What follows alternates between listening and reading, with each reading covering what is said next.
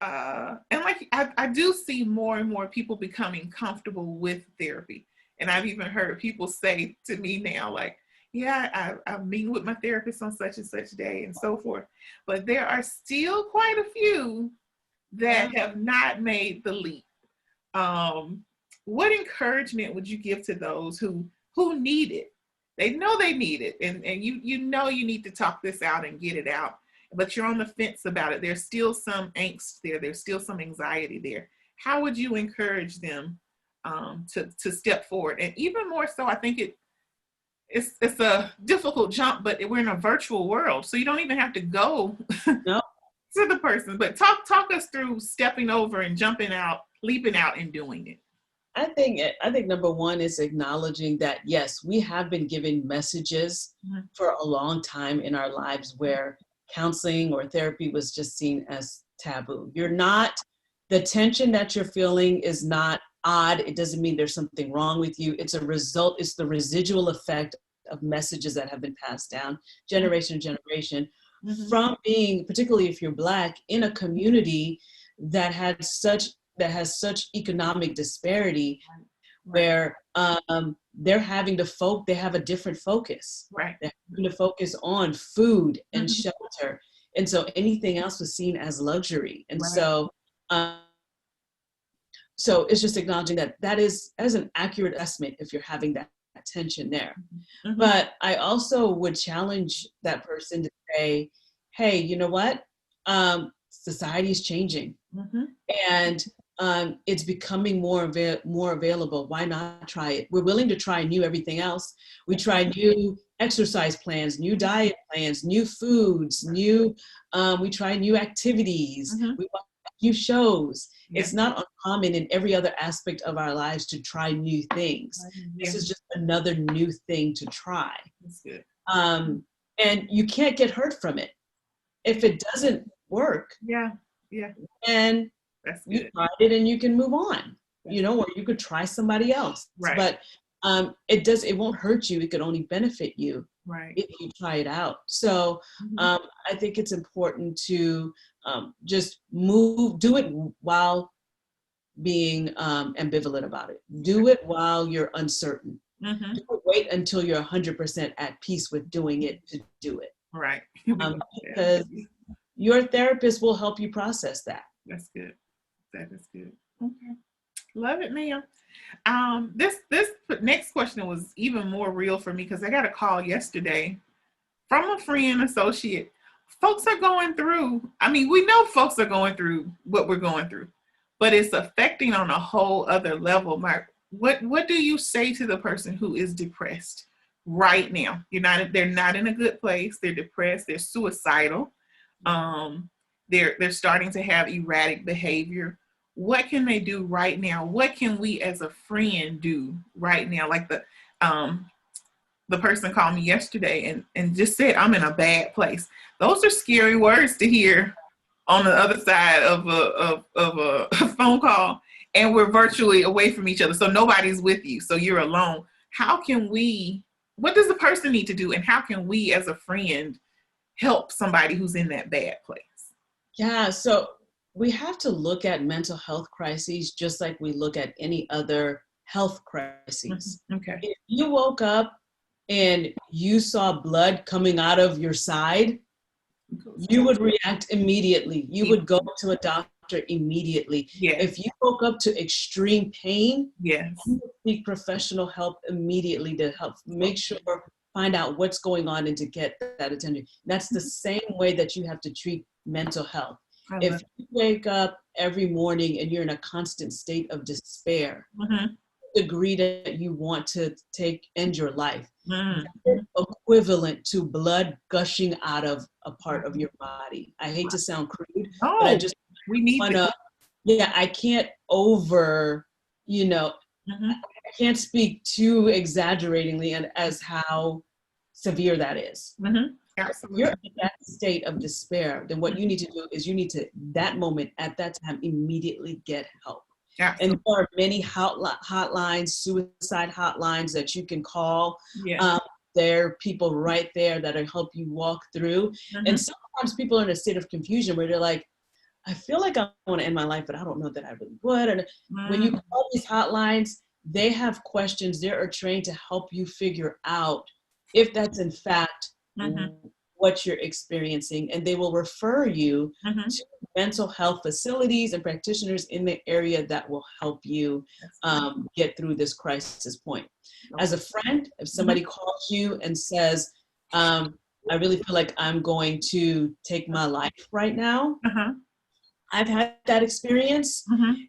and I've called 911. I've called an ambulance. Oh, wow. Okay. Just because Okay. I didn't know if that person was really, you don't know That's if that right. person literally has a bottle of pills in their hand, literally Exactly. has a weapon in their hand. That's right. And the goal is to keep the person alive. And I think sometimes people get nervous, especially in Black communities right now, understandably, with our relationship with police and their inability to de-escalate Right. crisis situations involving Black people Right. without it turning to murder or in false imprisonment under false pretenses. Yeah. So in a way, we're scared to reach out to these departments to Mhm. address those issues. Right. So Right. I can understand the complication of that. I Mhm. really do. And I have no solution to that. I Right. really don't have a resolve to that. Okay. Unfortunately, it's what we have. Exactly. And in the moment, at the time, if you have a friend who is in a mental health crisis to the point that they say, I will take my life right now, I feel like I would do it, Yeah. you immediately contact authorities, Yeah. explain to them that this is somebody in a mental health crisis, Right. Right. explain to them that yes, they are Mhm. African American, Mhm. and that and they are not seeking to hurt anybody but But themselves. themselves, And yeah. just say that, and whatever you have to say, hey, I'm recording this message and I plan Absolutely. to use it to hold you accountable. Yes. You want to, if you're able to get to where your friend is, then Yes. get there and meet authorities there. You Right. can do that. If you have a friend who is white, who is an ally, Yeah. who says, "Hey, what can I do?" This is Mhm. your time to call, and you say, "This is what you can do. I need your white body here with me. I Use your love it. I'm headed over to meet with a Yeah. friend, and I need you to be a mediator with police and that to see if that can help there." So Yes. that's the steps that you take there. Yes. Um, like I said, if you yourself, you contact a suicide hotline, and I'm gonna pull it up here in real time to see what the Okay. number is. There is a good number for Okay. as we talk. So Okay. And I just want to stress what you said. First of all, I love the realness. You said express to the cops. This is a Black person. They're not going to hurt anybody but themselves, like expressing that out. And I do love how you added a realness and an urgency, just like if it was a medical emergency. A yeah, medical emergency is just as important. I love that. And I think a lot of times we don't look at it like that. We mm-mm. try to oh, they'll be okay. They just need a little time. No, it's an emergency. It's an emergency. I And love sometimes we're trying to question. We're going, okay, do they really mean that? Because people say that, but they don't really mean that. Here's the good news. You are not responsible for investigating the authenticity of that statement. that's good. There's other people who will investigate that authenticity. Yeah. Your responsibility at Right. that moment is to get somebody who Yeah. is equipped to come in and investigate whether that is the case. I When love. I called the ambulance for my friend, Mhm. she ended up being hospitalized for a Wow. significant period of time, Wow. Wow. for weeks. She Yeah. ended up being hospitalized. She needed it. She Yep. really did need it. Um, Mhm. so I'm glad that I did it. Right. Absolutely. Oh, Absolutely. and just to get back to the suicide hotline, this is the National Suicide Prevention Hotline, 800 Mhm. 273 8255. Absolutely. And we will put this down at the bottom. Yeah, yeah. Very good. Very good. Thank you. Thank you. Oh, this is great already. Okay. I love it. And I love that you bring a realness. It's not a stuffiness. It's not a pretentiousness. It's a realness. And I love that. And I think that's what people need and can identify with, and they can actually hear from you because it's being well given and well received. So let me ask this. I'm a loner and I am fine with solo activity, So am I. but we're in a new era in life right now. Where due to COVID, we aren't going to concerts, we aren't going to group gatherings. A lot of us aren't even going to church. Everything's virtual. How can we be intentional about maintaining the benefits of community without actually having the physical aspect of it? Yes, this is such a great question. Community is looking so different right now. Yes. And the reality is our brains are wired for community. That's good. So there's a area of psychology called neurobiology.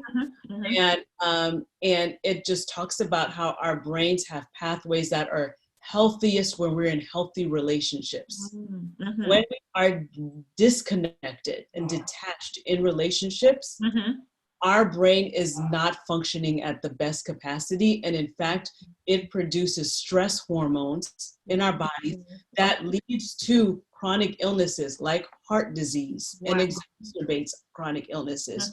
So literally, God designed us so that we can connect with people in a healthy way, which just speaks to the brilliance of God to have that extra system of accountability to go, not only am I telling you to love your brother as yourself, but you're not physically healthy if you're not.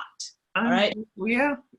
So it's not good for man to be alone. It's not good for man to be alone. And he designed our bodies in that way as well. And so right now, being in a state where we're having to isolate ourselves, and there are many people who have no choice but to fully isolate because of chronic illness.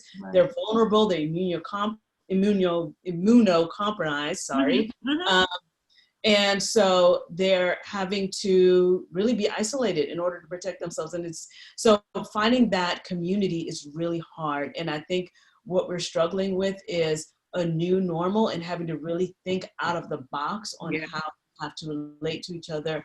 And we're in a period of good enough. Not necessarily going to be the best. The best is being able to physically be in the room with your friends, walking into church with everybody there. That is the best. But we're in a season of good enough. And if we settle for good enough, if we make that our new bar just for the season, and show compassion to ourselves to go, you know what, I'm not able to do what other people seem to be doing. People are making decisions right now. And folks are going, you know what, I'll risk it and I'm going to be in social settings. Some people are saying, I have no choice because of my work or because of whatever. I have to be in social settings. So sometimes it looks like life is just going on as if nothing is happening for some people. And then for others, it's not that way, which makes it really hard. And so we all have different paths. To some degree, everyone is settling right now for good enough. We're all in that season. And so with that being the new bar, if you go, listen, I can't meet with my friends physically, Zoom is not ideal, but if that's what's going to give me human contact right now, then that's good enough. Absolutely. So trying to find ways to create that. Maybe you have other friends. What I've done with my children is I know other people who are taking the same precautions. They are not, they are wearing masks. They're not, going into crowds. They are being very protective. So I have social contracts with people that says, I'm also taking this seriously. Are you taking this seriously? Then we can hang out together. I can go to your yard. You can come to my yard. We can hang out. And we know that we are less likely to transmit this because we're not engaging in risky behavior. So that's another thing to consider, to think outside of the box. And then finding joy in other things. For me, as you can see from my background, I have started with plants. Now that's not for everybody. I'm not going to say everybody get a plant. But for me, it was just something that sparked an interest in me, and it just grew and grew, and I found something that didn't necessarily involve other human beings, but that gave me joy and gave me something to take care of. It gave me an opportunity to watch life in a different form, which gave me hope. So if you can tap into something else that will give you joy. Yes, I created with a coworker. I call her my pandemic buddy because we're cool and we're friends. The pandemic brought us closer. But every day, even if it's 5 minutes, we FaceTime. And if she misses, she said, I got to put my eyes on you just to make sure. She's got a family of 5 and she knows I'm single, it's me and my dad. but she wants to have some contact every day, even I if it's love 5 minutes. And she'll say, "How you doing? You okay? All right." If we need to talk longer, we do. But it's the fact that even though we can't be together, somebody's thinking of you and is right, concerned about you and your well-being. right, So, right. like you said, with you're creating a new normal, you a new good enough. I can't Yeah. walk by you in the office and come, say anything, but I can call you and see how you doing. I can be intentional about that. I love that, and I love you're creating a community. Like he said, a social contract. We're doing the same things. Yeah. Still be safe. I love, love, love that. So, okay, y'all, she's dropping great, great wisdom. Um, so I know you have a background in education. I know you have two little ones. How can we make sure that our children are okay during this time? I know it's a lot for adults to handle. I cannot imagine what the babies are going through. How can we help children during this time? It's hard because children really thrive in structure and predictability. Mm-hmm. And school gives children that. That's true. School can be like the great equalizer, regardless of your economic status or where you are. If you have kids who go to school, we know that Monday through Friday from 8:30 to about 3 o'clock, they know that they're going to be in a place, they know who they're going to be with, they know what the expectations are, what the class rules, etc. They know when breakfast is, when lunch is, and they thrive. They typically thrive on that. Even the ones that say, I hate school. Right. But the predictability of knowing what's coming ahead. Exactly. And so now being in that period where things have dramatically changed, they're at home and every home doesn't look the same. Everybody, even though, speaking specifically in Black communities, but in all communities, we're not a homogenous community. We have a shared experience of race, but we don't have a shared experience of class. Right. So there are some of us who have the privilege of being able to work from home and have proper supervision for our children. There's some of us who have access to Wi-Fi, who our children have devices,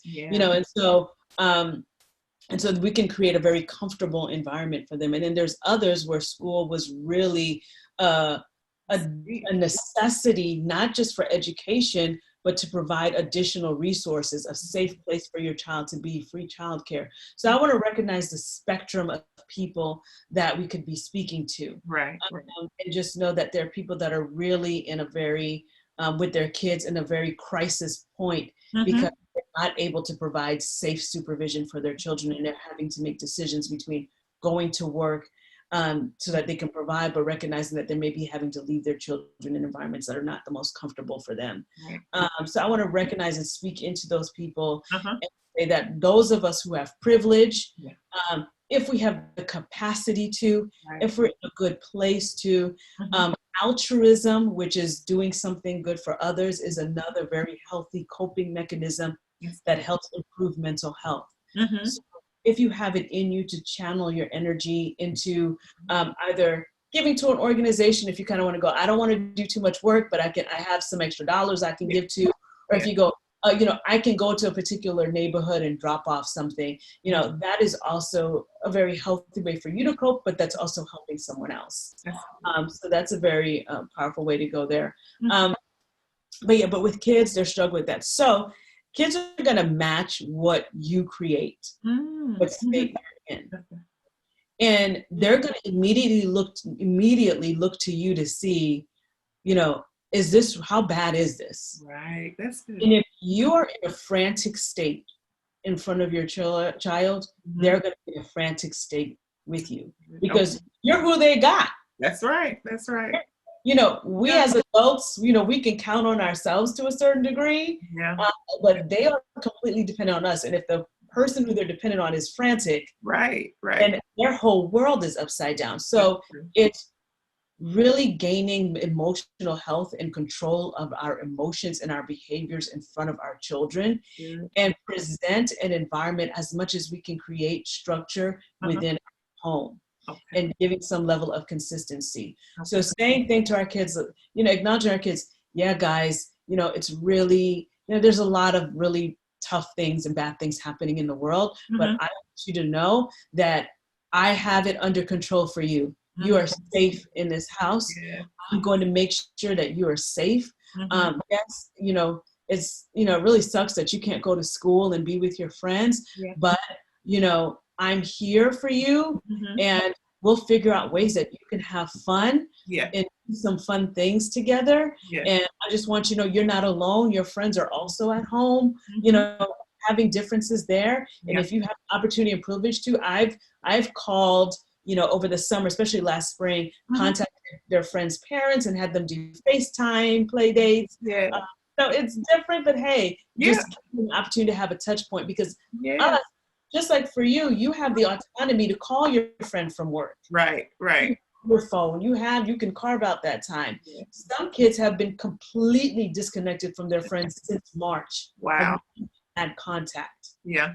just like that, abruptly. Yeah. So if you have the opportunity to create contact opportunities, do that. That's And just recognize good enough is enough. You yes. know, there's a lot of articles, there's a Yeah. lot of research out there about good enough parenting, and how Uh-huh. there are incredibly thriving adults who Mhm. come from good enough parenting. Yeah. And so you don't have to be out there baking biscuits from scratch every morning. And Right. Right. sometimes we see people doing incredible things with their kids. Kudos to them. That's Yeah. awesome. You Yes. don't have to do that. So in my household, my kids recognize my husband and I work Mhm.